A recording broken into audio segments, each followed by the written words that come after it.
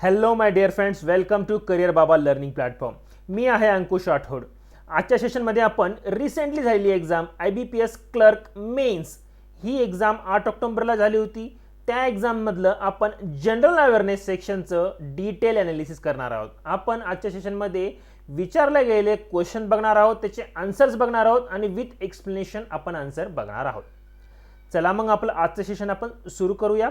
त्या अगोदर तुम्ही आमच्या करिअर बाबा यूट्यूब चॅनलला सबस्क्राईब करून घ्या, जेणेकरून अशा प्रकारचे व्हिडिओज तुम्हाला मिळत जातील. चला मग आजचं सेशन आपण सुरू करूया.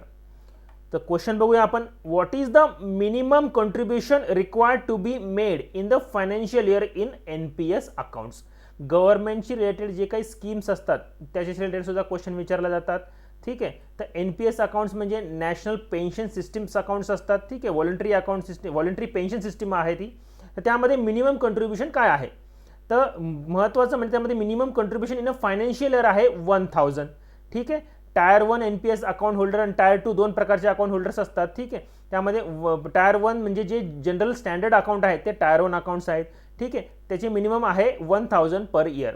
आधी ही 6000 होती, सध्या आता ते फक्त 1000 मिनिमम कॉन्ट्रीब्युशन जरी असेल तरी हे लागू होतं. ठीक आहे. नेक्स्ट क्वेश्चन बघूया. Indian trade RuPay is covered under which act. ठीक आहे. तर Indian trade RuPay under which act, तर त्याचा आन्सर आहे foreign exchange management act, FEMA 1999. ह्या ॲक्ट अंतर्गत इंडियन ट्रेड रुपी हे कव्हर केलं जातं. RBI द्वारे हे मेंटेन केलं जातं. ही मेकॅनिझम काय आहे, इंटरनॅशनल ट्रेडिंग करू शकतो आपण रुपीजचं करन्सी वापरून. ठीक आहे. रुपीज करन्सी वापरून इंटरनॅशनल ट्रेडिंगला प्रमोट करण्यासाठी हे एक सिस्टीम RBIने तयार केलेलं आहे. In order to promote growth of global trade with emphasis on exports from India. ज्या कंट्रीजमध्ये आपल्याला एक्सपोर्ट करायचे आहे त्या ठिकाणी आपण रुपीजसुद्धा वापरता यायला पाहिजे, त्यासाठी ही मेकॅनिझम तयार केलेली आहे. ठीक आहे. यामुळे काय होणार आहे, increase interest of global trading community in the rupee. ठीक आहे. तर पुढचा क्वेश्चन बघूया आपण. अंडर प्रधानमंत्री मत्स्य संपदा योजना scheme blue revolution for 2020-21 is. आता हा क्वेश्चन मध्ये थोडासा डाऊट आहे की विचारला काय गेलं आहे. ठीक आहे. तर एक तर बजेट विचारला गेलं असेल, 145.43 करोड एवढं बजेट 2020-21 मध्ये अलोकेट केलेलं आहे. नाहीतर मग ते लॉन्च कधी झालेलं आहे, तर लॉन्च जवळपास 2020 पासून ही स्कीम लॉन्च झालेली आहे. गव्हर्नमेंटच्या स्कीम सर्व महत्त्वाच्या असतात आपल्या एक्झाम पॉईंट ऑफ व्ह्यू. आता ही स्कीम काय होती, ह्या स्कीमचं एम होतं ब्लू रिव्होल्यूशनला प्रमोट करणं. ब्लू रिव्होल्यूशन म्हणजे काय, फिशरी सेक्टरला प्रमोट करणं. मग फिशरीमध्ये डेव्हलपमेंट कसं करता येईल, काय काय प्रॉब्लेम्स आहे ते सर्व फेस करणं, एक्सपोर्ट करणं फिशरीजचं. तर ठीक आहे, ह्याशी रिलेटेड ही प्रधानमंत्री मत्स्य संपदा योजना होती. ही योजना कधी आहे, ओव्हर अ पिरियड ऑफ 5 इयर्ससाठी ही योजना त्यांनी तयार केलेली आहे. ठीक आहे. तर ह्या 2020 पासून ही योजना सुरू झालेली आहे. ठीक आहे. नेक्स्ट क्वेश्चन बघूया आपण. Which of the following is a major card payment network in India. तर कार्ड पेमेंट तुम्हाला माहिती असेल की विजा कार्ड्स असतात, मास्टर कार्ड्स असतात. ठीक आहे. रुपे कार्ड्स आहे, अमेरिकन एक्सप्रेस कार्ड्स आहे. तर अशा वेगवेगळ्या कार्डपैकी सर्वात जास्त यूज कोणतं होतं, तर ते होतं विजा कार्ड्स. ठीक आहे. 5 पेमेंट नेटवर्क करंट ॲक्टिव्ह आहे इंडियामध्ये, Visa, Mastercard, RuPay, American Express आणि डिस्कवर. ठीक आहे. Visa remains the king of the ठीक आहे maintain card king of the mountain in the card network industry. तर मग आपला आन्सर येतं विजा. ठीक आहे. बँकिंगशी रिलेटेड जे काही वेगवेगळे कार्ड सिस्टीम आहे, पेमेंट सिस्टीम आहे, स्कीम्स आहे, हे सर्व एक्झाममध्ये विचारले जातात. ठीक आहे. तर अशा प्रकारचे हे आपल्याला जे काही स्कीम्स असतात किंवा कार्ड्स असतात पेमेंट सिस्टीम, ते आपण प्रिपेअर करणं महत्त्वाचं आहे. What is the GST revision for hotel room. तर GSTशी रिलेटेड पण बऱ्याच वेळेस क्वेश्चन विचारला जातातच. तर GSTचे रिव्हिजन झालेले आहे हॉटेल रूमसाठी, हॉटेल पेमेंटसाठी, हॉटेल एक्सपेंडिचरसाठी. ठीक आहे. तर ते झालेले 12% झालेलं आहे. अप टू 7500 पर डे जर रूमचं भाडं असेल तर त्याला 12% GST झालेला आहे. ठीक आहे. आणि 7500 अँड अबोवसाठी 18% आहे. ठीक आहे. आधी सर्वात हे कमी होतं as per the press release issued by the GST council on June 29, 2022. ठीक आहे. तर हे GST रेट रिव्हिजन झाले ते सुद्धा आपल्याला माहीत असणं महत्त्वाचे आहेत. एक्झामची लेवल ही जवळपास मीडियम होती मित्रांनो, खूप काही हार्ड क्वेश्चन नव्हते. तुम्ही जर आमचं करिअर बाबाचं करंट अफेअर सेशनचं जे टेलिग्राम चॅनल तुम्ही फॉलो करत असाल तर तुम्हाला ही एक्झाम फार सोपी गेलेली असेल, कारण की आम्ही बऱ्यापैकी करंट हे सेशन त्या सेशनमध्ये घेतलेले आहे आणि आम्ही टेस्ट सिरीज सुद्धा घेतली होती. आमच्या करिअर बाबा गुगल प्ले स्टोअर ॲपवरती आम्ही टेस्ट सिरीज घेतली होती. त्या टेस्टमधले सुद्धा बरेच क्वेश्चन ह्या एक्झाममध्ये आपल्याला बघायला मिळालेले आहे. तर ठीक आहे, तुम्ही आमचं करिअर बाबा हे चॅनल सबस्क्राईब करा आणि आमचं गुगल प्ले स्टोअरवरती ॲपसुद्धा डाउनलोड करा. पुढच्या सर्व येणाऱ्या एक्झाममध्ये हे तुम्हाला उपयोगी पडेल. ठीक आहे, नेक्स्ट क्वेश्चन बघूया. सौभाग्य scheme is launch under which nodal agency. बघा, परत स्कीमशी रिलेटेड प्रश्न विचारला गेलेला आहे. स्कीम सर्वात फार महत्त्वाच्या असतात. सौभाग्य स्कीम काय आहे? प्रधानमंत्री सहज बिजली हर घर योजना. काय आहे? प्रधानमंत्री सहज बिजली हर घर योजना. तर ही इलेक्ट्रिफिकेशनची योजना आहे. त्यामध्ये 100% विलेज इलेक्ट्रिफिकेशन आणि जिथं अजून हाऊसहोल्ड सर्वचे सर्व कव्हर करणे, जे हाऊसहोल्ड्स अनइलेक्ट्रिफाईड आहे त्याला सुद्धा कव्हर करणे, म्हणजे 100% इलेक्ट्रिफिकेशन करणं हा या योजनेचा उद्देश आहे. ठीक आहे, मेनली फोकस रुरलशी असल्यामुळं ही जी आहे एजन्सी, हिचं नोडल एजन्सी आहे रुरल इलेक्ट्रिफिकेशन कॉर्पोरेशन. त्याची मिनिस्ट्री आहे मिनिस्ट्री ऑफ पॉवर अंडर हे स्कीम येते. ठीक आहे, तर पुढचा क्वेश्चन बघूया आपण. Question on BBPS scheme. आता क्वेश्चन बरोबर माहित नाहीये, पण BBPS स्कीमशी रिलेटेड हा क्वेश्चन विचारला गेलेला होता. तर BBPS स्कीम काय आहे? Bharat bill payment system. Online सिस्टीमशी रिलेटेड जे काही नवीन टेक्नॉलॉजी आलेलं आहे, जसं की भारत बिल पेमेंट सिस्टीम, ठीक आहे, भीम, पेटीएम, जे काही अजून पेमेंट बँक्स आहेत, ते सर्व आपल्या एक्झाम पॉईंट ऑफ व्ह्यू महत्त्वाचे असतातच. ठीक आहे, ते सुद्धा तुम्ही सर्व जे काही वेगवेगळ्या प्रकारचे बँकिंग आहे, बँकिंगमधलं टेक्नॉलॉजी आहे, ठीक आहे, तर ते सुद्धा तुम्ही लर्न करणं, त्याच्याशी अभ्यास करणं महत्त्वाचं आहे. तर भारत बिल पेमेंट सिस्टीम काय आहे? आता तुम्हाला माहिती आहे की वेगवेगळे तुमचे बिल्स असतात बघा. वॉटर बिल आहे, इलेक्ट्रिसिटी बिल आहे, म्युन्सिपॅलिटी बिल आहे, ठीक आहे, स्कूल फीस आहे, गव्हर्नमेंट टॅक्सेस आहे. तर हे सर्व तुम्ही एकाच ठिकाणी बिल पेमेंट करू शकतात. ठीक आहे, आणि ते बिल पेमेंट सोयीस्कर होण्यासाठी, त्याचं पेमेंटचं गेटवे व्यवस्थित प्रोव्हाइड होण्यासाठी ही भारत बिल पेमेंट सिस्टीम RBIने तयार केलेलं आहे. ठीक आहे, RBIद्वारे हे मॅनेज केलं जातं. आणि अजून RBI नंतर ते national payment corporation of India म्हणजे NPCI हे पूर्ण आपलं डिजिटल पेमेंट मॅनेज करत असतं. काय होतं त्याच्यामध्ये? Offers interoperable and accessible bill payment service to the consumer. ठीक आहे, डिजिटल बँक चॅनल्स म्हणजे तुम्ही पेटीएम, फोनपे, गुगल पे, वेगवेगळे जे काय पेमेंट चॅनल्स तुम्हाला अवेलेबल आहे त्यामध्ये तुम्हाला पेमेंट सिस्टीम प्रोव्हाइड करण्याचं हे काम केलेलं आहे. ठीक आहे, पेमेंट सिस्टीम म्हणजे इलेक्ट्रिसिटी बिल पेमेंट करणं, वॉटर बिल पेमेंट करणं, टॅक्स पेमेंट करणं. ठीक आहे, हे सर्व BBPS मुळे आपल्याला अवेलेबल झालेलं आहे, BBPS स्कीम. पुढचा क्वेश्चन बघूया आपला. How many credit information companies are regulated by RBI. आता क्रेडिट इन्फॉर्मेशन कंपनीज काय असतं?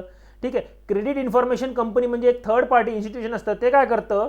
डेटा, ठीक आहे, कंपनीजचा डेटा कलेक्ट करतं, लोन्सशी रिलेटेड, वेगवेगळ्या इंडिव्हिज्युअल शेअर्सशी, सगळ्या मेंबर्सशी रिलेटेड जे काही इन्फॉर्मेशन, फायनान्शियल डेटा कलेक्ट करतं आणि त्याच्याशी रिलेटेड नंतर तो रिपोर्ट जनरेट करतो.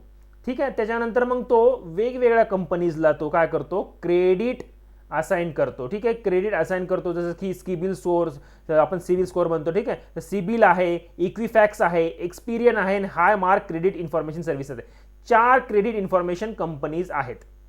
ठीक आहे, ते काय करतात? डेटा कलेक्ट करतात कंपनीजचा, लोन्सचा, बँकिंगचा, क्रेडिट कार्डचा. ठीक आहे, सर्व फायनान्शियल इन्स्टिट्यूटचा डेटा कलेक्ट करतात आणि त्यानुसार त्याच्या कंपनीजला, बँकिंगला तो ते रेटिंग करतात.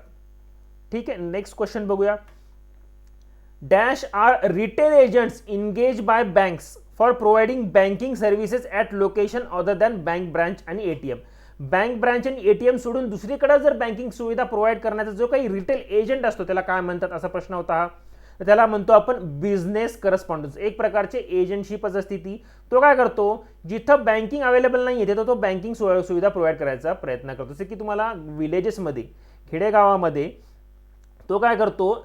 जे काय स्मॉल सेव्हिंग्स आहे, small saving, small deposit, small withdrawals, ते मॅनेज करण्याचं तो कस्टमरला सर्व्हिस प्रोव्हाइड करण्याचं तो काम करत असतो. बिझनेस करत म्हणून enable bank to provide limited range of banking services at low cost.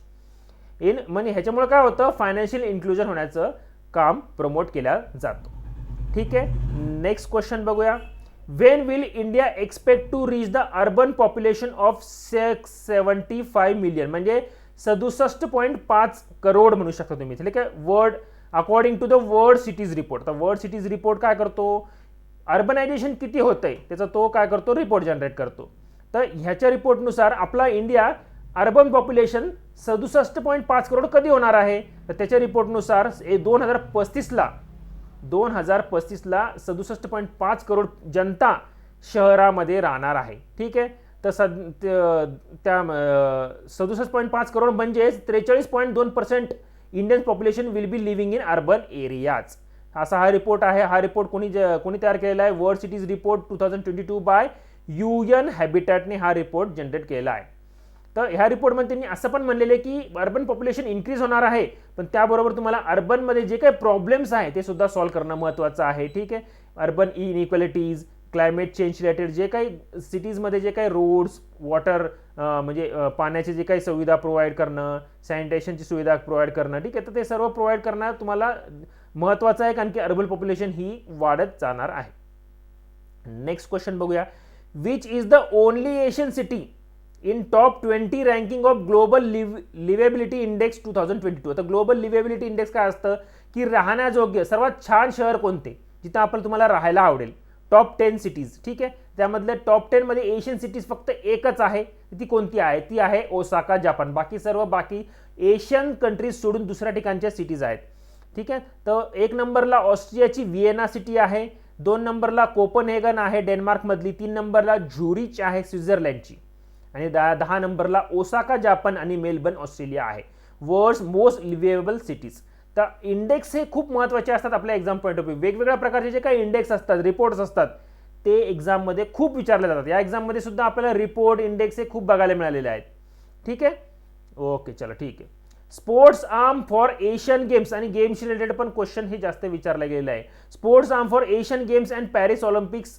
ठीक आहे, 2024चं स्पोर्ट्स आर्म कोणता आहे, म्हणजे त्याच्याशी ऑफिशियल पार्टनर कोणता आहे, तर अदानी स्पोर्ट्स लाईननी इंडियन ऑलिम्पिक असोसिएशन, ठीक आहे, आणि एशियन गेम्स आणि ऑलिम्पिक गेम्सचं ऑफिशियल पार्टनर तो झालेला आहे. ठीक आहे, अदानी ग्रुप जो आहे त्याचा अदानी स्पोर्ट्स लाईन एक युनिट आहे ते. ठीक आहे, तर त्यांनी Asian games, Indian Olympic association आणि ऑलिम्पिक गेम्सचं पार्टनरशिप घेतलेलं आहे. ठीक आहे, नेक्स्ट क्वेश्चन बघूया आपलं. Where was the 48th G7 summit held in 2022. सर्व समिट्सचे पण महत्त्वाचे असतात. यावर्षी कोणकोणते समिट झालेले आहे, G7, G20. ठीक आहे, तर हे सर्व समिट्स पण महत्त्वाचे असतात. कुठे झालेले आहे, त्यांचा मोटो काय होता. ठीक आहे, तर त्यामध्ये मेजर डिसिजन काय झालेले आहे ते सुद्धा महत्त्वाचे आहे. तर 48th G7 समिट कुठं झालं होतं, तर ते झालेले आहे जर्मनीमध्ये. जर्मनीमधले स्लॉस एल्माऊ क्रून बावेरियन आल्प्स ह्या ठिकाणी ते झालेलं आहे G7 समिट. तर G7 मध्ये कॅनडा आहे, फ्रान्स आहे, जर्मनी आहे, इटली आहे, जपान आहे, युनायटेड किंगडम आहे, युनायटेड स्टेट्स आहे आणि युरोपियन युनियन आहे. ठीक आहे, युरोपियन युनियन आहे. ते एवढे कंट्रीज आहे G7 मध्ये, आणि ते झालं होतं जूनमध्ये. ठीक आहे, नेक्स्ट क्वेश्चन बघूया आपलं. What is the full form of flops. आता फ्लॉप्सचा फुल फॉर्म काय आहे, आता कॉम्प्युटर अवेअरनेस मधला क्वेश्चन आहे बघा हा. फ्लॉप्स तुम्हाला माहित असेल तर हा सुपर कॉम्प्युटरचं मेजरमेंट करण्यासाठी, स्पीड मेजरमेंट करण्यासाठी, जसं आपण कॉम्प्युटरचं स्पीड मेजर कसं करतो, मेगाहर्ट्ज, गिगाहर्ट्जनी, 2.7 गिगाहर्ट्ज, 3.4 गिगाहर्ट्ज असे जे आपले स्पीड असतात कॉम्प्युटरचे, लॅपटॉपचे, त्याच प्रकारे सुपर कॉम्प्युटरची स्पीड ही खूप जास्त असते. त्याची स्पीड आपण फ्लॉप्समध्ये मोजतो. तर फ्लॉप्सचा लॉंग फॉर्म काय आहे, त्याचं लॉंग फॉर्म आहे floating point operation per second. काय आहे, floating point operation per second. हे काय आहे, unit of measurement that calculates performance capability of supercomputer. तर कम्प्युटर अवेअरनेस मधला हा क्वेश्चन होता. नेक्स्ट बघूया आपला. Large hadron collider. आता large hadron collider is world largest and highest energy particle collider आहे. ठीक आहे, लार्जेस्ट हायेस्ट एनर्जी कोलायडर आहे. ते कुठे लोकेटेड आहे, त्याचं लोकेशन विचारलेलं आपल्याला, तर ते लोकेशन आहे स्वित्झर्लंडमध्ये हे लोकेटेड आहे. आता हे लार्ज हॅड्रन कोलायडर म्हणजे काय असतं, ही एक मोठी 27 किलोमीटरची एक रिंग आहे. ठीक आहे, एवढा पाथ प्रोव्हाइड केलेलं त्यांनी, टनेल प्रोव्हाइड केलेलं आहे. त्या टनेलमध्ये ते काय करतात, त्याच्यामध्ये 2 ॲटम्सचं बंबार्डिंग करण्याचा प्रयत्न केला जातो, 2 ॲटमचं किंवा प्रोटॉनचं. ठीक आहे, तर ते बंबार्डिंग करतात आणि त्यातून ते डेटा अनालिसिस करतात. आता हा किती 27 किलोमीटरची रिंग आहे, खूप फास्ट स्पीडने ते पाठवायचा प्रयत्न करतात. ठीक आहे, इलेक्ट्रॉन्स, प्रोटॉन्स, त्याद्वारे ते वेगवेगळे रिसर्च करतात. With a number of exciting structure to boost the energy of particle along the way. ठीक आहे, मग ते स्पीड खूप वाढवण्याचा प्रयत्न करतात, खूप मोठा रिंग केल्यामुळं खूप फास्ट स्पीडने, जवळपास स्पीड ऑफ लाईटनी ते एलिमेंट्स ठीक आहे ते पार्टिकल्स पाठवण्याचा प्रयत्न करतात. हे तर सायंटिस्ट याचा उपयोग रेकॉर्ड करणार आहे, अनालाइज करणार आहे. कोलिजन ऑफ पार्टिकल केल्यानंतर वेगवेगळे काय जे डेटा होतो त्याद्वारे ते डार्क मॅटरचं, डार्क एनर्जीचं आणि वेगवेगळे मिस्टरीज युनिव्हर्स फाइंड करण्याचं ते प्रयत्न करणार आहेत. ठीक आहे, रिसर्च इन्स्टिट्यूट आहे ही. तर पुढचा क्वेश्चन बघूया. Who is the 30% shareholder of Yes Bank. बँकिंगशी रिलेटेड जे काही आपल्याला मोठे मोठे जे काही न्यूज असतात ते सर्व फॉलो करणं तर फारच महत्त्वाचे असते. शेअर होल्डिंग, कुठे त्याचं IPO निघालं, काय काय त्याचे शेअर्स जर विकल्या गेले ते आपल्याला एक्झाम पॉईंट ऑफ व्ह्यू फार महत्त्वाचे असतात. आता 30% शेअर होल्डर कोणत्या बँकेचं आहे, ते आहे SBIचं. आधी हे 48.21 होतं, आता 30% वर झालेले, कमी झालेले आहे. ठीक आहे, तर त्यांनी काय केलं, फर्दर पब्लिक ऑफरिंग्स केली, त्यानंतर डिसइन्व्हेस्टमेंट केलं. तर SBIने 2020ला सर्व शेअर्स परचेस केले होते, 48.21% शेअर. ठीक आहे, 6050 करोड त्यांनी पेमेंट केलं होतं as a part of RBI supervise plan to put letter bank on the rails. आता येस बँक बुडाली होती तर त्याला नीट करण्यासाठी हा RBIचा हा प्लान होता. ठीक आहे, नेक्स्ट बघूया question. RBI observes financial literacy week every year since. आता फायनान्शियल लिटरसी वीकमध्ये काय होतं, फायनान्शियल रिलेटेड जनरल पब्लिकला वेगवेगळ्या प्रकारचे नॉलेज देण्याचा प्रयत्न केला जातो. ठीक आहे, डिजिटल बँकिंगचा मध्ये वेगवेगळ्या प्रकारचे काय असतात, वेगवेगळे टर्म्स काय असतात बँकिंगमधले, वेगवेगळे सेव्हिंग्सचे प्रकार. ठीक आहे, अशा प्रकारचे वेगवेगळे फायनान्शियल लिटरसी वीकमध्ये हे लोकांना एज्युकेट करण्याचा प्रयत्न केला जातो. तर हा होता फेब्रुवारी 14 ते फेब्रुवारी 28 मध्ये फॉलो केला गेलेला आहे. ठीक आहे, याची सुरुवात 2016 पासून झाली आहे. सुरुवात कधी, 2016 पासून. To propagate financial education messages among the public across the country. आणि थीम काय होती यावर्षीची, गो डिजिटल गो सिक्युअर. तर डिजिटल जा आणि सिक्युअर पेमेंट करा. मग त्याच्यामध्ये जे काही डिजिटल पेमेंट करताना जी काही तुम्हाला काळजी घेण्याची गरज आहे ते त्याच्याशी रिलेटेड एज्युकेट करण्याचा सुद्धा या वीकमध्ये प्रयत्न केलेला आहे. पुढचा क्वेश्चन बघूया आपण. When was the international day of democracy observed. वेगवेगळ्या प्रकारचे डेशी रिलेटेड प्रश्न ते विचारले जातात. 2-3 क्वेश्चन असतातच, डे, वीक. ठीक आहे, बँकिंग अवेअरनेसमध्ये 1-2 क्वेश्चन डेशी रिलेटेड विचारल्याच जातात. तर ते डेज तुम्ही कोणकोणते डे कधी कधी विचारले जातात ते महत्त्वाचं आहे बघा. इंटरनॅशनल डे ऑफ डेमोक्रेसी कधी, 15 सप्टेंबरला. तर 15 सप्टेंबरला international day of democracy observe केला जातो. त्याची सुरुवात 2007 पासून झाली होती. युनायटेड नेशन्स जनरल असेंब्लीनी ते डिक्लेअर केलं होतं 2007ला to observe 15 September as the international day of democracy. मग यामध्ये काय केलं जातं, डेमोक्रेसी रिलेटेड प्रमोट करण्यासाठी त्याचे वेगवेगळे प्रिन्सिपल्सला ते प्रमोट करतात. ठीक आहे, तर ह्या दिवशी ते सगळं काही 15 सप्टेंबरला हा डे आपण फॉलो करतो. नेक्स्ट क्वेश्चन बघूया. Which banks issue certificate of deposit. कोणत्या प्रकारच्या bank certificate of deposit issue करतात. आता सर्टिफिकेट ऑफ डिपॉझिट्स काय असतं, सर्टिफिकेट डिपॉझिट म्हणजे एक प्रकारे सेव्हिंग असती पण over the certain period of time, म्हणजे फिक्स डिपॉझिट म्हणू शकता तुम्ही त्याला. सिंपल लँग्वेजमध्ये फिक्स डिपॉझिट्स. कोणत्या प्रकारचे बँक फिक्स डिपॉझिट्स आपल्याला प्रोव्हाइड करतात, सर्टिफिकेट डिपॉझिट का म्हणतो आपण त्याला, कारण की ते आपल्याला एक सर्टिफिकेट देतात की over the certain period of time ते आपल्याला सर्टन इंटरेस्ट देणार आहेत. किती, एक वर्षासाठी तुम्हाला जमून घ्या 7%, 8% जे काय ठरलेले वेगवेगळ्या बँकेचं तुम्हाला तेवढा इंटरेस्ट तो देणार आहे, असा एक सर्टिफिकेट प्रोव्हाइड करतात. त्यामुळे त्याला आपण सर्टिफिकेट ऑफ डिपॉझिट्स म्हणतो. तर त्याचा आन्सर आहे शेड्यूल कमर्शियल बँक. सर्व शेड्यूल कमर्शियल बँक्स आपल्याला प्रोव्हाइड करतात. आता शेड्यूल कमर्शियल बँक्समध्ये कोणकोणत्या प्रकारचे बँक येतात, शेड्यूल बँक्स म्हणजे RBIने रेकॉग्नाइज केलेले जे काही बँक्स आहे त्याला आपण शेड्यूल बँक्स म्हणतो. शेड्यूल बँक्समध्ये 2 प्रकार येतात, एक म्हणजे शेड्यूल कमर्शियल बँक, दुसरा म्हणजे शेड्यूल कोऑपरेटिव्ह बँक्स. ठीक आहे, तर कमर्शियल बँक्समध्ये कोणकोणते येतात, नॅशनलाइज बँक सर्व, पब्लिक सेक्टर बँक सर्व, SBI, bank of Baroda, bank of Maharashtra सगळं पेज. ठीक आहे, पंजाब नॅशनल बँक, सर्व बँक जे आहेत ते शेड्यूल नॅशनलाइज बँक्स आहेत. डेव्हलपमेंट बँक्स येतात, रिजनल रूरल बँक सुद्धा येतात, RRB सुद्धा येतात. ठीक आहे, ग्रामीण बँक सुद्धा येतात, फॉरेन बँक सुद्धा याच्यामध्ये येतात. प्रायव्हेट सेक्टर बँक म्हणजे ICICI, ॲक्सिस बँक सुद्धा येतात. पेमेंट बँक जी सर्वात आता आलेले आहे, एअरटेल पेमेंट बँक वगैरे. ठीक आहे, पेटीएम पेमेंट बँक्स हे सुद्धा ह्या शेड्यूल कमर्शियल बँक्समध्ये येतात. ठीक आहे, तर आपल्याला हे स्टॅटिक बँकिंग मधला प्रश्न आहे. तर स्टॅटिक बँकिंग मधले पण महत्त्वाचं जे काही थेरी आहे ते सुद्धा तुम्ही करणं महत्त्वाचं आहे. ठीक आहे, चला नेक्स्ट बघूया आपला question. Which animal is on the logo of world wide fund. World wide फंडमध्ये कोणता लोगो होता, तर हा लोगो होता बघा. ठीक आहे, पॅन्डाचा, ठीक आहे, जायंट पांडाचा हा लोगो आहे. तर वर्ल्ड वाईड फंड काय आहे, इंटरनॅशनल नॉन गव्हर्नमेंटल ऑर्गनायझेशन आहे, नॉन गव्हर्नमेंटल NGO, ठीक आहे, नॉन गव्हर्नमेंटल ऑर्गनायझेशन आहे. हे 1961 मध्ये फाउंड झाली होती. ही वाइल्डरनेस प्रिझर्व करण्यासाठी ही संस्था आहे, वाइल्डरनेस प्रिझर्व करण्यासाठी, आणि ह्युमनचं इंटरॅक्शन म्हणजे इम्पॅक्ट ऑन द नेचर कमी करण्यासाठी सुद्धा ते प्रयत्न करतात. ठीक आहे, नेचरशी रिलेटेड जे काही वाईल्ड लाईफला प्रोटेक्ट करण्यासाठी हा फंड तयार करतात आणि ते फंडद्वारे ते वेगवेगळे इनिशिएटिव्ह घेतात जेणेकरून वाईल्ड लाईफ प्रिझर्व राहील. लोगो जायंट पांडा आहे. ठीक आहे, ओके. तर हे फार बऱ्याच प्रकारचे सोपे प्रश्न विचारले गेले मित्रांनो. तर तुम्ही काय केलं, तुम्ही हे आम्ही आमच्या करिअर बाबामध्ये आम्ही टेस्ट सिरीज घेतली होती. तर टेस्ट सिरीजमधले बरेच क्वेश्चन यामध्ये बघायला मिळालेले आहेत.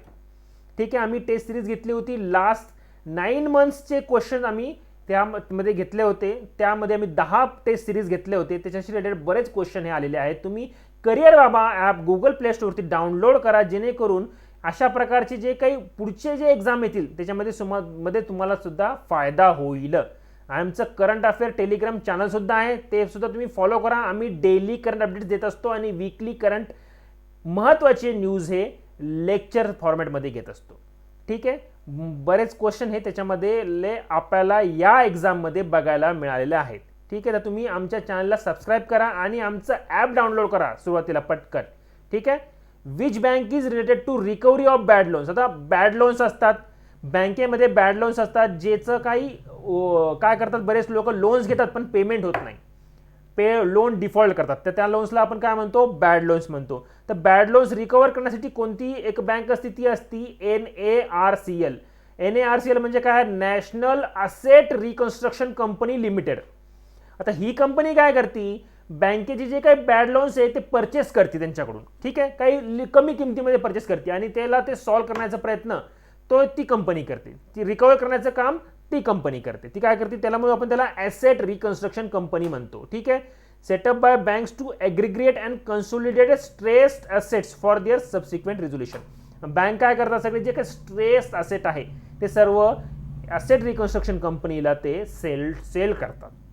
बाकी सगळं हे ARC कंपनी बघून घेते. ठीक आहे, नेक्स्ट क्वेश्चन बघूया.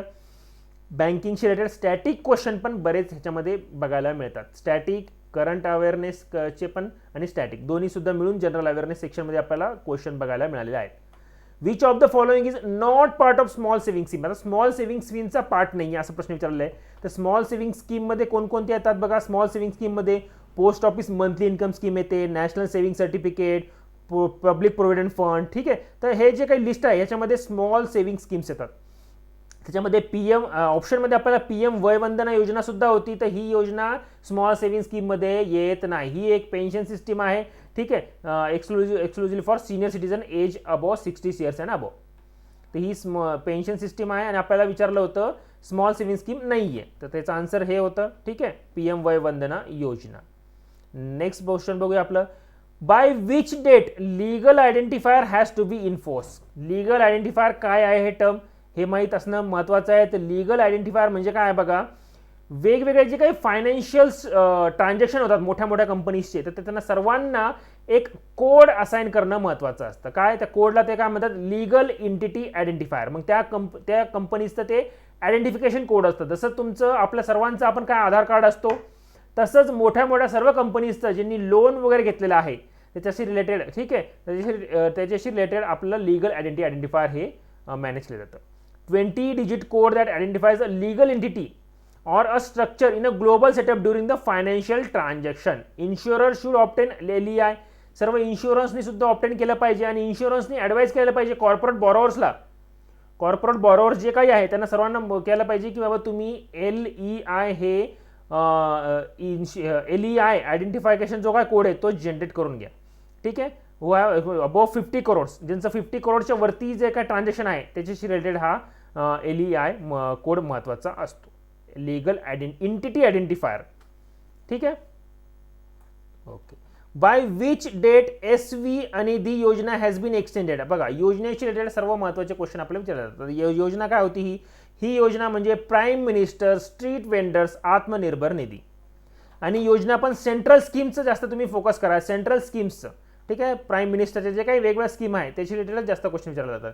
प्राईम मिनिस्टर स्ट्रीट वेंडर्स आत्मनिर्भर निधी. आता या स्कीममध्ये काय केलं जातं, micro credit facility to street vendors, जे काही स्ट्रीट वेंडर्स आहेत, हातगाडी रस्त्यावरती जे काही लोक धंदा बिझनेस करतात त्यांच्याशी रिलेटेड हा स्कीम आहे. त्यांना ते लोन प्रोव्हाइड करण्याचं काम करतात, छोटे लोन. ठीक आहे. अफेक्टेड ड्यू टू कोविड-19च्या नंतर ही स्कीम आली होती बघा. कोविड-19मध्ये खूप अशाच प्रकारचे जे काही स्ट्रीट वेंडर्स होते त्यांना खूप अफेक्ट केलं होतं, त्यांचा धंदा बसून गेला होता. ठीक आहे. त्याच्यामुळे ही स्कीम त्यांनी लॉन्च केली होती, प्रधानमंत्री स्वनिधी योजना. ठीक आहे. तर ती त्याचा एक्सटेंड केली गेलेली आहे. ती सध्या डिसेंबर 2024 पर्यंत एक्सटेंड केलेली आहे. डिसेंबर 2024 पर्यंत. स्टार्ट कधी केली होती, जून 2020ला. ठीक आहे. आता स्पोर्ट्सची न्यूज होती, स्पोर्ट्सचा क्वेश्चन होता हा. Novak Djokovic defeated Nick Kyrgios and won his dash grand slam. कितवा ग्रँड स्लॅम होता हा, तो होता 21वा ग्रँड स्लॅम होता आणि 7th विम्बल्डन होता. विम्बल्डन 7th होता. विम्बल्डन चॅम्पियनशिप होती 2022ची. विम्बल्डन चॅम्पियनशिप ही इंग्लंडमध्येच खेळली जाते फक्त. कुठं, all England lawn tennis and cricket club. ठीक आहे. ही झाली होती 27 जून ते 10 जुलैमध्ये. स्पोर्ट्स रिलेटेड आपल्याला न्यूज महत्त्वाची आहे. व्हॉट ए स्टँड्स फॉर निर्यात. निर्यात हे काय आहे, एक पोर्टल आहे. हे पोर्टलमध्ये जे काही एक्सपोर्ट्स रिलेटेड जे काही महत्त्वाचे जे काही स्टॅटिस्टिक्स असतात ते गव्हर्नमेंट इथं निर्यात पोर्टलवर शेअर करते. एक वेबसाईट आहे निर्यात.government.in. इथं हे सर्व गव्हर्नमेंट महत्त्वाचे नेसेसरी इन्फॉर्मेशन हे काय करतात, फॉरेन ट्रेडशी रिलेटेड जे काही एक्सपोर्ट इम्पोर्ट्स रिलेटेड डेटा आहे तो इथं शेअर करतात, जेणेकरून जे काही सर्व एक्सपोर्ट इम्पोर्ट रिलेटेड जे काही कंपनीज आहे त्यांना हे डेटा हेल्पफुल होतो. एचं काय लॉंग फॉर्म होतं मग इथं, national import export record for yearly analysis of trade. इथं आन्सर होतं आपलं अनालिसिस. ठीक आहे. ओके. नेक्स्ट बघूया. Under which accord NATO was form. NATO तुम्हाला माहिती असेल नॉर्थ अटलांटिक ट्रिटी ऑर्गनायझेशन आहे. तर नॉर्थ अटलांटिक ट्रिटी कोणत्या अकॉर्डनी फॉर्म झाली होती, ती झाली होती वॉशिंग्टन ट्रिटीनी. काय झालं होतं बघा, वर्ल्ड वॉर जेव्हा झालं होतं तर सेकंड वर्ल्ड वॉर झाल्यानंतर मोठे मोठे जे काही कंट्रीज होत्या, 28 युरोपियन कंट्रीज आणि 2 नॉर्थ अमेरिकन कंट्रीनी काय केलं, एक मिलिटरी अलायन्स केला. की आपल्याला यांनी काय केलं, एक अलायन्स केला की जेणेकरून एकमेकांना हेल्प करण्यासाठी जर वॉर झालं तर त्यासाठी त्यांनी एक अलायन्स तयार केला होता. त्यामुळे 30 मेंबर स्टेट्स आहे, 28 युरोपियन आणि 2 नॉर्थ अमेरिकन. ही झाली होतं कधी, 4 एप्रिल 1949ला. 4 April 1949, 4 April sign in Washington DC. Washington DCला साइन केला होता 28 युरोपियन आणि 2 नॉर्थ अमेरिकन म्हणजे 30 कंट्रीजनी हा साइन केला होता. त्यामुळे ह्याला वॉशिंग्टनमध्ये साइन केल्यामुळे ह्याला वॉशिंग्टन ट्रिटी सुद्धा म्हणतात. ठीक आहे. नेक्स्ट क्वेश्चन बघूया. How many credit rating agency are there in India. Credit rating agency किती आहेत. क्रेडिट रेटिंग एजन्सी काय करते, क्रेडिट असाइन करते.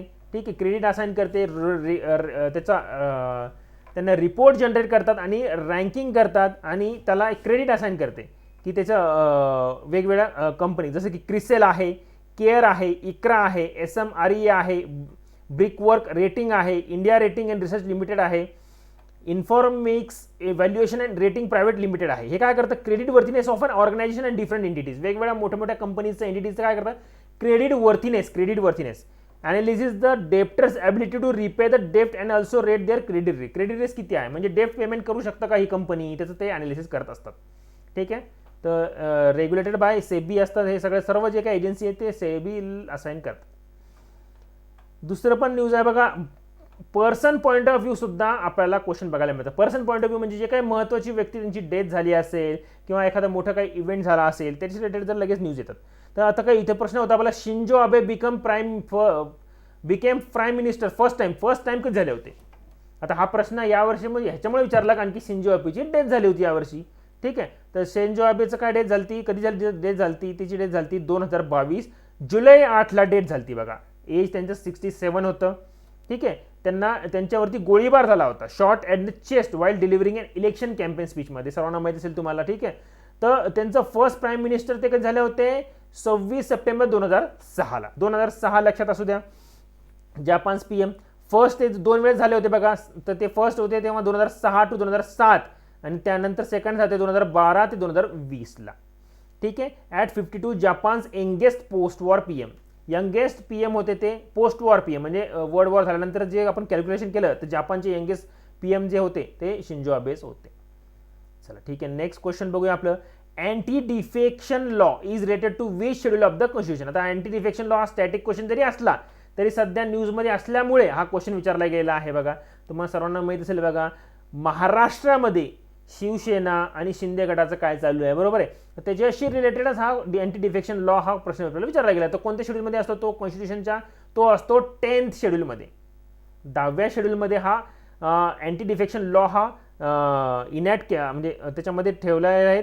आणि हा 52वा अमेंडमेंट ॲक्टमध्ये 1985ला हा ॲक्ट तयार झाला होता बघा. 1985ला ह्या ॲक्टनुसार काय होतं, punishes individual members of parliament, MPs किंवा एमएलएज म्हणजे खासदार आणि आमदार जर एका पार्टीमधून निघून गेले तर त्यांना पनिश करण्याचा एक लॉ होता. पनिश करण्याचा म्हणजे त्यांना काहीतरी त्यांना डिस्क्वालिफाईड करण्याचा हा लॉ होता. जर एका पार्टीमधून तुम्ही डायरेक्टली निघून गेले किंवा पार्टीच्या रिलेटेड विरुद्ध ॲक्शन काहीतरी घेतलं तुम्ही, ठीक आहे. तर ह्याला एक्सेप्शन आहे. एक्सेप्शन म्हणजे काय, जर 2/3 पेक्षा जास्त जर निघून गेले तर त्यांना डिस्क्वालिफिकेशन लागू होत नाही. किती, 2/3 पेक्षा जास्त जर पॉलिटिकल पार्टीमधून निघून गेले, जसे की शिवसेनामध्ये बघतो आपण 2/3 पेक्षा जास्त हे पार्टी निघून गेले तर त्यांना डिस्क्वालिफिकेशन हे होत नाही. ठीक आहे, तसाच हा क्वेश्चन विचारला गेला होता. नेक्स्ट क्वेश्चन बघूया, Bharat bill payment operating units limit.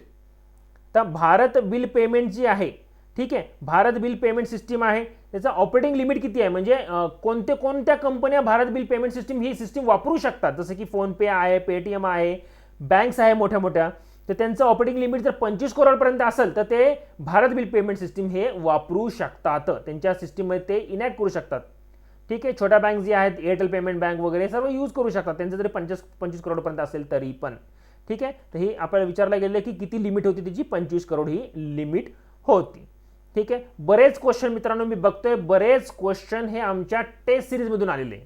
Taste सिरीजमधून आम्ही फार व्यवस्थित विचार करून टेस्ट सिरीज बनवलेली होती मित्रांनो. तर ती तुम्ही करिअर बाबा ॲपवरती अजून सुद्धा तुम्हाला फ्रीमध्ये अवेलेबल आहे. टेस्ट सिरीज करंट अफेअर्सच्या सर्व 10 टेस्ट सिरीज अवेलेबल आहे. तुम्ही करिअर बाबा ॲप डाउनलोड करा आणि ती टेस्ट सिरीज देऊन बघा. ठीक आहे, तुमच्या नेक्स्ट येणाऱ्या एक्झाममध्ये सुद्धा तुम्हाला ही फार उपयोगी पडणार आहेत. ठीक आहे, तर हे करंट अफेअरचं सेशन काय महत्त्वाचं असतं, तुम्ही डेली अपडेट सुद्धा बघणं महत्त्वाचं असतं. तुम्ही आमचं टेलिग्राम चॅनल जॉईन करा, करिअर बाबा _ABD, करंट अफेअर _AKR, हे सुद्धा करंटसाठी आम्ही डेली अपडेट त्याच्यामध्ये देत राहतो, ते सुद्धा जॉईन करा, जेणेकरून तुमचे करंटशी रिलेटेड तुमचे डाऊट्स हे राहणार नाही. ठीक आहे, आपला क्वेश्चन सुरू करूया आपण.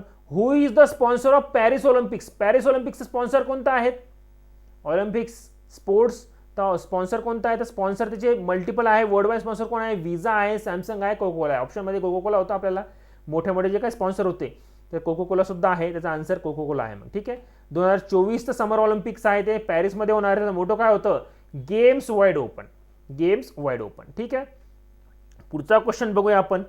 PGI degrades the districts into 10 grades, highest achievable grade is. आता PGI ग्रेड सिस्टीम आहे, डिस्ट्रिक्टला ते ग्रेड करतात एज्युकेशनल पॉईंट ऑफ व्ह्यूमध्ये. ठीक आहे, एज्युकेशन कसं आहे प्रत्येक डिस्ट्रिक्टमध्ये, त्यानुसार PGI एक परफॉर्मन्स ग्रेडिंग इंडेक्स आहे. PGID म्हणजे काय, performance grading index for district. मग त्याच्यामध्ये 83 इंडिकेटर्सचा विचार केला जातो, 83 वेगवेगळ्या गोष्टीचा विचार केला जातो. त्यानुसार ते काय करतात, रेटिंग देतात. त्याच्यामध्ये सर्वात टॉपची जी काही रेटिंग आहे, हायेस्ट रेटिंग, त्याला आपण म्हणतो दक्ष म्हणतो आपण त्याला. Scoring more than 90% of the total points. ठीक आहे, 90% ऑफ द टोटल पॉईंट जर असेल त्याला आपण दक्ष म्हणू शकतो. दक्ष बघा तुम्हाला 10 पण दिसत असेल, 10 out of 10 असं सुद्धा आपण म्हणू शकतो. ठीक आहे, by the department of school education and literacy, ministry of education, ह्याद्वारे हे काय जो रिपोर्ट आहे तो जनरेट केला जातो. assesses the performance of the school education system at the district level. District लेवलला जे काही एज्युकेशन सिस्टम कशी आहे त्याद्वारे प्रत्येक डिस्ट्रिक्टला हे असाइन केल्या जातं. ठीक आहे, नेक्स्ट बघूया question. Who is the G20 Sherpa. बघा परत समिटचं रिलेटेड क्वेश्चन आला आपल्याला. G20 शेर्पा कोण आहे, तर तो होता G20 शेर्पा आपला अमिताभ कांत आहे. अमिताभ कांत कोण होता बघा, नीती आयोगाचा CEO होता बघा अमिताभ कांत. ठीक आहे, as a India sherpa for G20 group representing world's largest economy. G20 मध्ये खूप मोठ्या मोठ्या सर्व काही कंट्रीज आहेत बघा. शेर्पास फॉर G20 मीटिंग काय असतं, त्यांचं काय काम असतं शेर्पासचं, जे काही ग्राउंड वर्क आहे G20 मीटिंगसाठी जे काही महत्त्वाचे जे काही वर्क आहे ते शेर्पा हँडल करतं.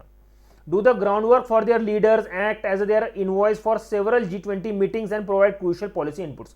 ठीक आहे, इनडायरेक्टली ऑफिशियल जे काही काम असतं G20 मीटिंगसाठी कंट्रीजचे रिलेटेड शेर्पा काम करतो. ठीक आहे, नेक्स्ट क्वेश्चन बघूया आपला. What is the limit under LRS. तर LRS अंडर लिमिट काय आहे, तर LRS म्हणजे काय असतं बघा, लिबरलाइज रिमिटन्स सिस्टीम.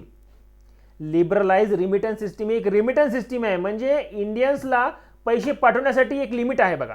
इंडियनला पैसे बाहेर पाठवण्यासाठी रिमिटन्स म्हणजे outside, remit fund outside India facilitate resident individuals including minors. तर त्याची एक लिमिट आहे, त्याची लिमिट आहे बघा तर 2,50,000 USD. 2,50,000 USD पर्यंत आपण किंवा त्याच्या इक्विव्हॅलंट अमाऊंट दुसऱ्या करन्सीमध्ये जरी पाठवली त्या इक्विव्हॅलंट अमाऊंटपर्यंत आपण दुसऱ्या कंपनीजला किंवा कोणत्याही इंडिव्हिज्युअलला आपण पाठवू शकतो. नेक्स्ट क्वेश्चन बघूया. In which country Chabahar port is located. आता चाबहार पोर्ट बघा बऱ्याच दिवसापासून न्यूजमध्ये असल्यामुळं हे तुम्हाला लोकेशन तर त्याचं माहीत असणंच पाहिजे. हे लोकेशन कुठं होतं बघा, चाबहार पोर्ट इराणमध्ये, साऊथ ईस्टर्न इराणमध्ये, इन द गल्फ ऑफ ओमानमध्ये. आता हे पोर्ट आपल्याला भारतासाठी खूप महत्त्वाचं आहे, ह्याच्यामध्ये आपलं इन्व्हेस्टमेंट सुद्धा आहे.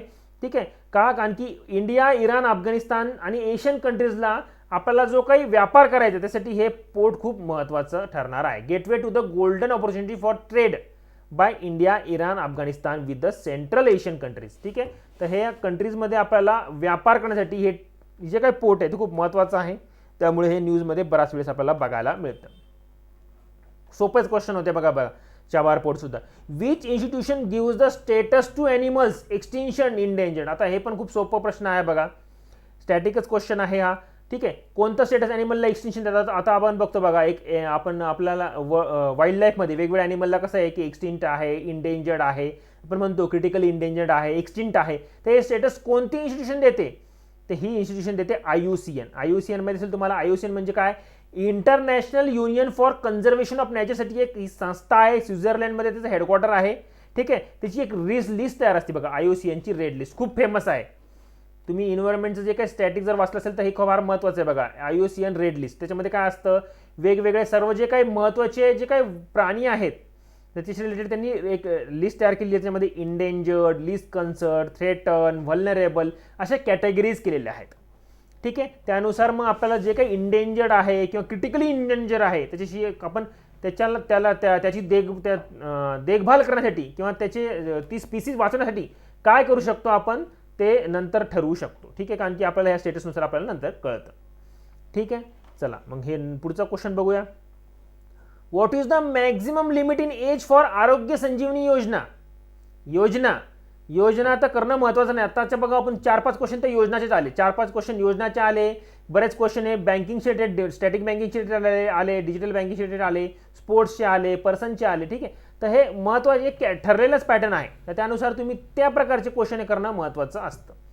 आणि हे आम्ही ह्याच पॅटर्नचा अभ्यास करून आम्ही आमचं करंट अफेअर्स एक टेलिग्रामवरती चॅनलसुद्धा तयार केलेलं आहे, ते तुम्ही फॉलो करा, चॅनल लगेच जॉईन करा. ह्या व्हिडिओच्या डिस्क्रिप्शनमध्ये सुद्धा हे चॅनलची लिंक आहे बघा, current_AK टेलिग्राम चॅनल तुम्ही जॉईन करा. त्यामध्ये मी डेली महत्त्वाचे अपडेट टाकतो, महत्त्वाचे डेली अपडेट्स टाकत असतो आणि वीकली महत्त्वाचे न्यूजचं एक व्हिडिओ सेशनसुद्धा आमचं होतं, एक वीकली व्हिडिओ सेशनसुद्धा होतं, वीकली लेक्चरसुद्धा होतं. ठीक आहे, आणि आमचं करिअर बाबा ॲप डाउनलोड करा. महत्त्वाचे बँकिंगशी रिलेटेड महत्त्वाचे क्वालिटी व्हिडिओज ह्याच्यामध्ये आम्ही देण्याचा प्रयत्न करतोय. सर्व स्टाफ हा आमचा एक्सपिरियन्स्ड आहे, क्वालिटी मटेरियल त्याच्यामध्ये अवेलेबल आहे. ठीक आहे, करिअर बाबा तुम्ही एकदा चेक करा, ॲप डाउनलोड चेक करून बघा आणि त्यामध्ये तुम्हाला जर क्वालिटी वाटली तर तुम्ही नंतर त्याच्यामधले जे काही फ्री मटेरियल आहे ते सुद्धा तुम्ही बघू शकतात. ठीक आहे, तर हा क्वेश्चन बघूया आपण. What is the maximum limit in age for Arogya Sanjeevani योजना. तर आरोग्य संजीवनी योजना काय मध्ये मॅक्झिमम एज आहे बघा, लिमिट आहे त्याची 65 पर्यंत. 18 ते 65 वर्षापर्यंतची ही एक इन्शुअर्ड स्कीम आहे, इन्शुरन्स स्कीम. इन्शुरन्स म्हणजे कशी स्कीम आहे बघा, ही हेल्थ इन्शुरन्स पॉलिसी आहे. ही एक हेल्थ इन्शुरन्स पॉलिसी आहे, पण ही पॉलिसी महत्त्वाची काय आहे, कारण की ही पॉलिसी एका पर्टिक्युलरली कंपनीजनी नाही बनवली, ती IRDAI बनवली आहे.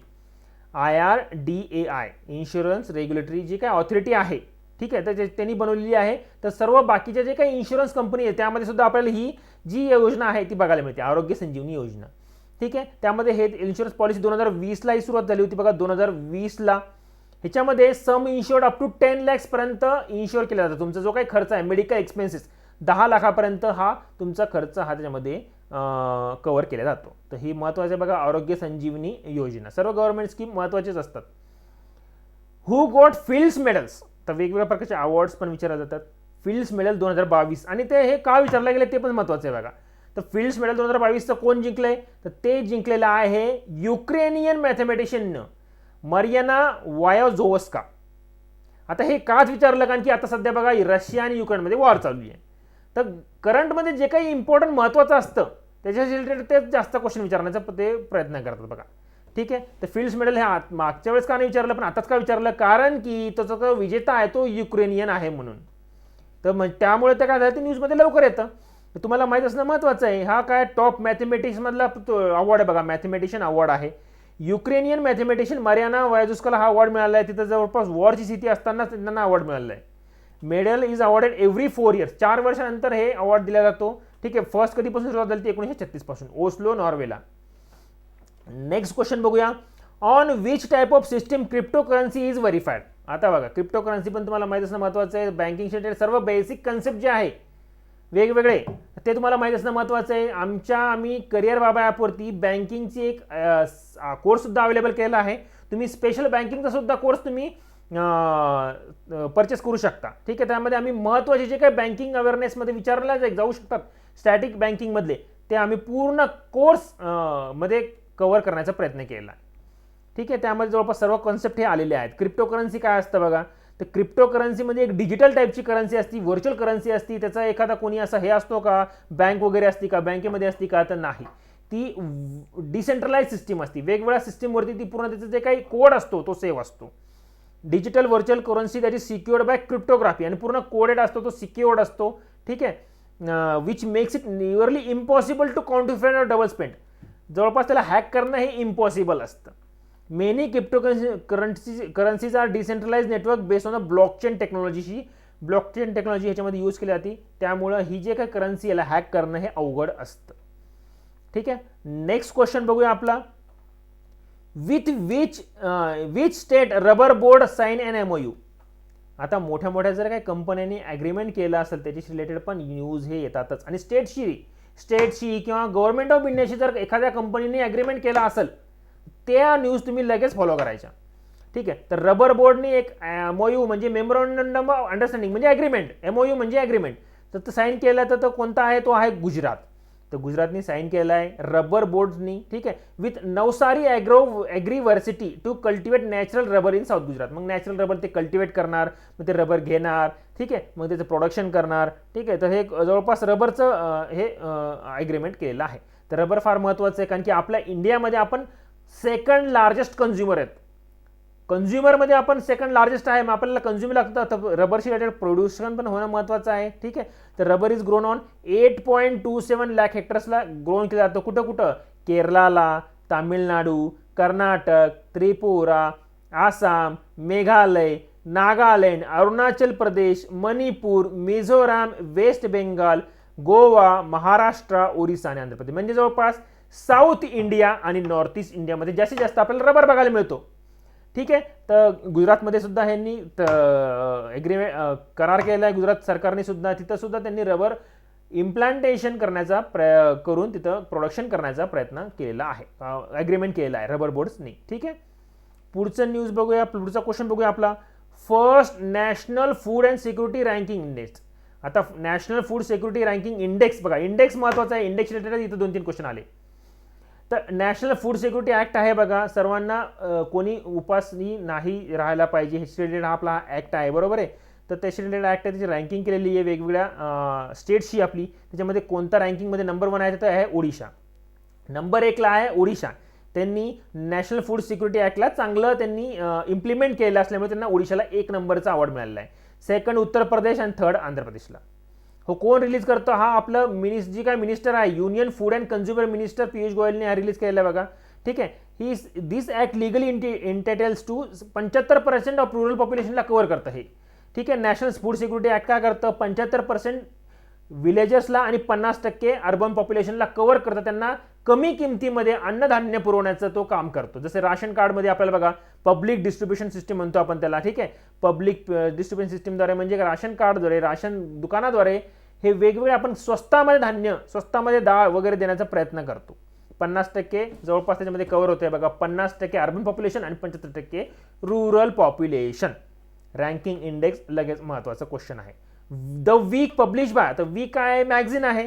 कोणती कंपनी ही पब्लिश करते, तर ही वीक पब्लिश करते फ्युचर PLS. ठीक आहे, फ्युचर PLS द्वारे ही पब्लिश केली जाते. ही काय वीक आहे, एक वीकली न्यूज मॅगझिन आहे. याच्यामध्ये काय केलं जातं, वीकली पूर्ण आठवडाभरामध्ये महत्त्वाचे जे काही वेगवेगळ्या न्यूजपेपरमध्ये महत्त्वाचे जे काही आर्टिकल आलेले आहे ते आर्टिकल ते वीकमध्ये त्यांनी द्यायचा प्रयत्न करतात. ठीक आहे, ते विथ एडिशन त्यांचं युनायटेड किंगडममध्ये आहे, युनायटेड स्टेट्समध्ये आहे, ऑस्ट्रेलियामध्ये सुद्धा आहे. ठीक आहे, British publication was founded in 1995 and American edition in 2001. British आहे, सुरुवातीला ब्रिटिशमध्ये फाउंड झालं होतं 1995ला. त्यानंतर अमेरिकन एडिशन सुद्धा आलं, ऑस्ट्रेलियन एडिशन सुद्धा आहे. ठीक आहे, content largely consist of summaries of news stories and opinions columns publish by the other media outlets earlier in this week. तेच आठवड्याभरामध्ये जे काही वेगवेगळ्या आउटलेट्सने महत्त्वाचे जे काही ओपिनियन्स एडिटोरियल जे काही आलेले ते त्याच्यामध्ये टाकण्याचा प्रयत्न करतात. ठीक आहे, पुढचं बघूया आपला question. Card payment current operated in India. वेगवेगळे कार्ड पेमेंट सिस्टीम आहे बघा आपल्यामध्ये. तर कार्ड पेमेंट कोण मॅनेज करतं, ते मॅनेज करतं national payment corporation of India. ठीक आहे, national payment corporation of India manage करते बघा. हे काय करते, पूर्ण जे काय umbrella organisation for operating retail payments and settlement system in India. Settlement system, digital payment सेटलमेंट सिस्टीमसाठी हीच मेन आपली ऑर्गनायझेशन आहे. ठीक आहे, initiative by reserve bank of India and Indian banks of association. Under this provision of the payment and settlement system act 2007ला एक act झाला होता, त्याच्या अंडर हे NPCIचं फाउंड झालं होतं. To creating a robust payment and settlement infrastructure in India. तर हे NPCIचं काम आहे बघा, पेमेंट सेटलमेंट करणं वगैरे. ठीक आहे, तर नेक्स्ट क्वेश्चन बघूया आपलं. Asian games partner.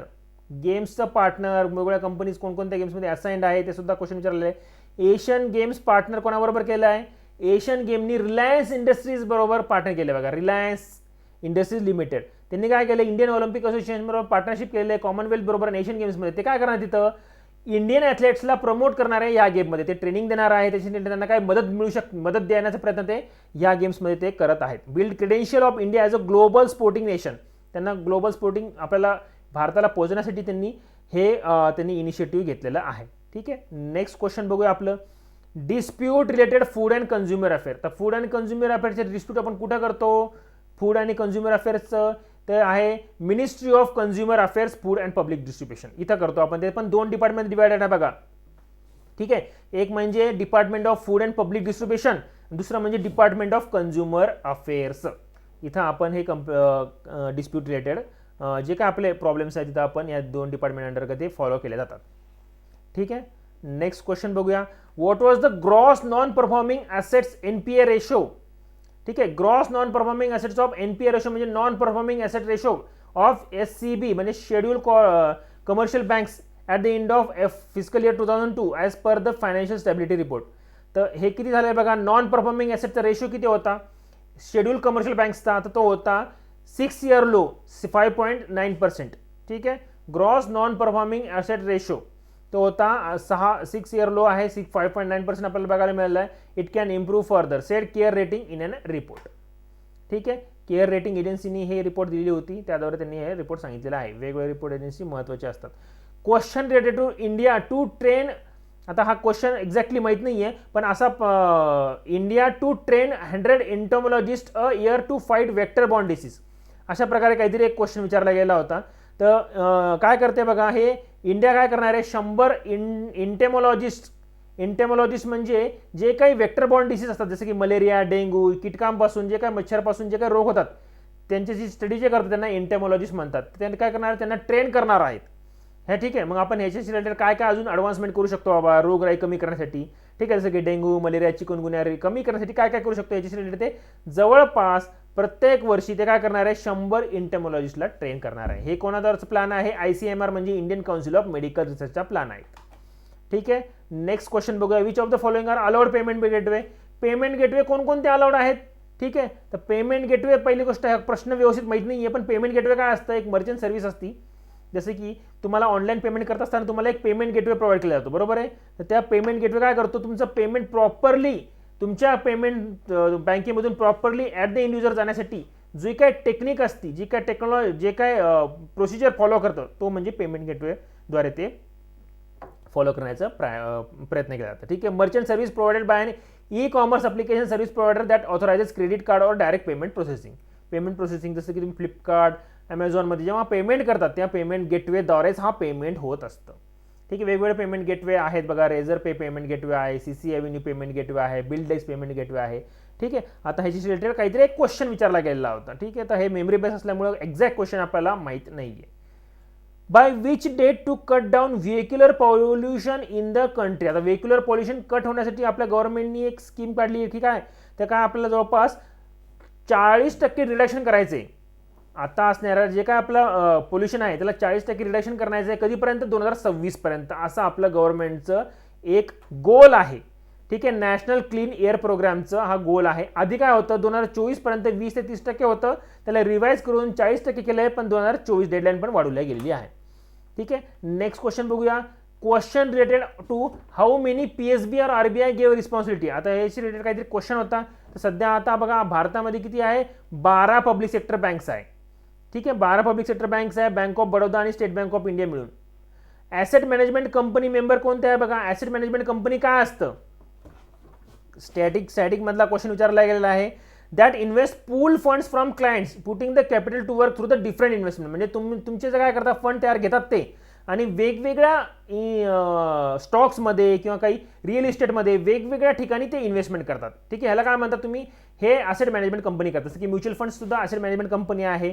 ठीक आहे, index fund, exchange traded funds हे ॲसेट मॅनेजमेंट कंपनीचं एक उदाहरण आहे. ठीक आहे, नेक्स्ट क्वेश्चन बघूया. How many times of savings of a matured self help group can be given a loan. Self help ग्रुपला किती टाइम्सला लोन देऊ शकतात? ते आहे 4 टाइम्स. सेल्फ हेल्प ग्रुपचं जे काही गाईडलाईन्स आहे ते मॅनेज करतं नाबार्ड. ठीक आहे, ते काय करतं? Sanction saving link loans by banks. Self help ग्रुपला सेव्हिंग बँकला ते लोन प्रोव्हाइड करायचं. ठीक आहे, 1:1 to 1:4 ला. In case of matured self-help group, loans may be given beyond the limits of 4 times the saving as per the discretion of the bank. 4 times हे allow केलेलं आहे. ठीक आहे, नेक्स्ट बघूया question. CPSC procurement related question विचारला गेला होता बघा. CPSC काय आहे?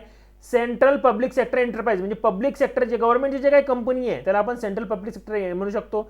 जे काही गव्हर्नमेंटचं जर होल्डिंग कोणत्याही कंपनीमध्ये 51% और मोर असेल त्याला आपण काय म्हणू शकतो? सेंट्रल पब्लिक सेक्टर एंटरप्राइज म्हणू शकतो. ठीक आहे, question related to PSB required credit information. तर ठीक आहे, तर हे क्वेश्चन व्यवस्थित माहीत नाही आहे, मेमरी बेस्ड आहे. तर ठीक आहे, 12 पब्लिक सेक्टर बँक आहे आपल्या सर्वांना माहिती बघा. Bank of Baroda, bank of India, bank of Maharashtra, Canara bank, central bank of India, Indian bank, Indian overseas bank, Punjab national bank, union bank of India, UCO bank आणि स्टेट बँक ऑफ इंडिया. हे 12 सध्या PSB झालेले आहेत. ठीक आहे, पुढचं बघूया. ठीक आहे, तर बघा आता हे आम्ही आमच्या करिअर बाबा चॅनलला तुम्ही हे टेलिग्रामला तुम्ही जॉईन करून घ्या, जेणेकरून आम्ही काय करतो बँकिंग रिलेटेड जे काही महत्त्वाचे अपडेट्स आहे ते आम्ही टेलिग्राम चॅनलमध्ये देण्याचा प्रयत्न करतो. आणि आमच्या करंट_AKR मध्ये आम्ही डेली करंट अपडेट देण्याचा प्रयत्न करतो, ज्यामध्ये महत्त्वाचे exam point of view update देण्याचा प्रयत्न करतो. ठीक आहे, आणि यामध्ये आम्ही वीकली सुद्धा करंट अपडेट्सचे व्हिडिओज देतो. आणि आमच्या करिअर बाबा चॅनल तुम्ही प्ले स्टोअरला जाऊन डाउनलोड करून घ्या. त्यामध्ये आम्ही बँकिंग रिलेटेड महत्त्वाचे जे काही अपडेट्स आहे, महत्त्वाचे व्हिडिओज त्याच्यामध्ये आहे. बँकिंगचा पूर्ण कोर्स आहे, ऑल इन बँकिंग कोर्स आहे. सर्व बँकिंग एक्झाम त्यामध्ये कव्हर होतात. एकदाच तुम्ही परचेस करायचं आहे त्याची. ठीक आहे, त्यामध्ये तुमचे सर्व बँकिंग प्री टू मेन सर्व कव्हर होतात. तो सुद्धा कोर्स याच्यामध्ये अवेलेबल आहे. काही फ्री टेस्ट अवेलेबल आहे, फ्री लेक्चर्स अवेलेबल आहे. जाऊन तुम्ही करिअर बाबा प्ले स्टोअरवर जाऊन डाउनलोड करून बघा. ठीक आहे, त्यामध्ये टेस्ट सुद्धा अवेलेबल आहे, फ्री टेस्टमधले बरेच क्वेश्चन या एक्झाममध्ये बघायला मिळालेले आहेत. ठीक आहे, तर त्यामुळे तुम्ही ही टेस्ट सुद्धा देऊन बघा. ठीक आहे, चलो ठीक आहे मित्रांनो, भेटूया आपण आपल्या आता पुढच्या लेक्चर सिरीजमध्ये. तोपर्यंत थँक्यू व्हेरी मच. जय हिंद.